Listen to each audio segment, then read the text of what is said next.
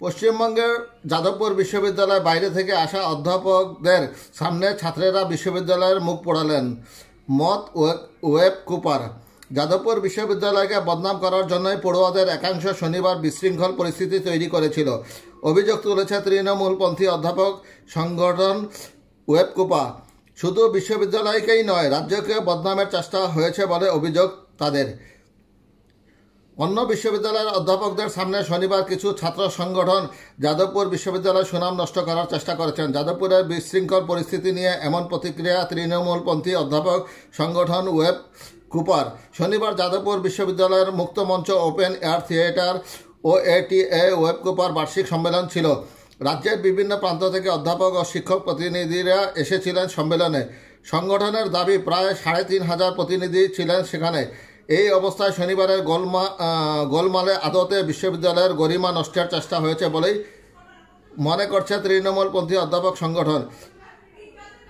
তাদের বক্তব্য, এই পরিস্থিতি তৈরি করে যাদবপুর বিশ্ববিদ্যালয়কে বদনাম করার চেষ্টা হয়েছে। শুধু তাই নয়, যাদবপুরের নাম করে গোটা রাজ্যকে বদনাম করার চেষ্টা হয়েছে বলে অভিযোগ ওয়েবকুপার। যাদবপুর বিশ্ববিদ্যালয়ের অধ্যাপক তথা ওয়েবকুপার সদস্য ওম প্রকাশ মিশ্রের অভিযোগ, ৪ ঘন্টা ধরে ক্রমাগত ভয়ঙ্কর অব্যবস্থা সৃষ্টির চেষ্টা করে কিছু ছাত্র সংগঠন। শনিবার বিকেলে বাম এবং অতি বাম সংগঠনের কয়েকজন পড়ুয়া ওম প্রকাশকে লাঠি হাতে তাড়া করেছিলেন বলে অভিযোগ ওঠে। ওয়েবকুপার সভাপতি তথা শিক্ষামন্ত্রী ব্রাত্য বসুর গাড়ির উপরেও হামলা চালানোর অভিযোগ ওঠে পড়ুয়াদের একাংশের বিরুদ্ধে। এই বিষয়ে ওম প্রকাশ বলেন, সার্বিক অরাজকতা সৃষ্টির মধ্যে দিয়ে হিংসাকে উস্কানি দেওয়া হয়েছে। ব্রাত্যের গাড়িতে হামলার ঘটনার নিন্দাও ওয়েবকুপার।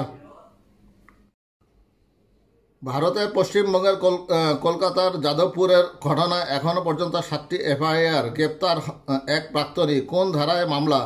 রবিবার বিকেলে কলকাতা সিপি মনোজ বর্মা বলেন, যাদবপুরের ঘটনায় মোট 7টি এফআইআর রুজু হয়েছে। তার মধ্যে 2টি স্বপ্রণোদিতভাবে পুলিশ করেছে। 7টি এফআইআরের মধ্যে 3টি ওয়েব কুপার তরফে। যাদবপুর বিশ্ববিদ্যালয়ের ঘটনায় শনিবার রাতে এক প্রাক্তনীকে গ্রেপ্তার করেছে পুলিশ। তাকে 10 দিনের পুলিশ হেফাজতের নির্দেশ দিয়েছে আদালত। এখনও পর্যন্ত যাদবপুর থানায় শনিবারের অশান্তি সংক্রান্ত মোট 7টি এফআইআর দায়ের হয়েছে। মামলা হয়েছে একাধিক জামিনযোগ্য ও জামিন অযোগ্য ধারায়।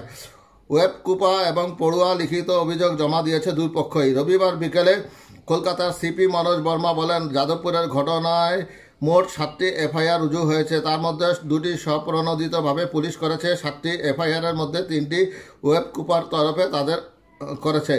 তাদের অভিযোগে সরকারি সম্পত্তি ভাঙচুর প্রতিরোধ আইনের 3 এবং 4 নম্বর ধারা, পশ্চিমবঙ্গ জনশৃঙ্খলা রক্ষা আইনের 9 নম্বর ধারার পাশাপাশি ভারতীয় ন্যায় সহিংসতার একাধিক ধারাও রয়েছে।